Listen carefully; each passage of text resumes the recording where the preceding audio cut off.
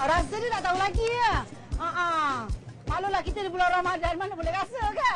Lah. Rasa dah. Kau tak puasa? Maknanya betul lah tadi air yang kau beli, untuk minum tengah hari. Jangan sih, dah petang ni, kita buka puasa dah ni. Oh, macam tu je? Ya boleh, dah boleh. Dah boleh? Macam tu je. Tengok macam mana chef buat. Tengok macam mana. Kau tak puasa? Alamak, budak puasa. Kau punya kopi je. Kat. Sedap juga. Kenapa Kat tak bagi tahu si Kat tak puasa? Ya Allah. Sis, agak. Ya, sedapnya. Hei! Ya ke? Siapa cakap puasa? Kau tak puasa?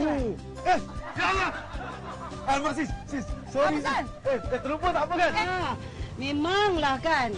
Sedap ke? Awak tak sedap ya? Han tak puasa ke? Rasa sikit boleh? Boleh rasalah. Amir tak puasa hari ni.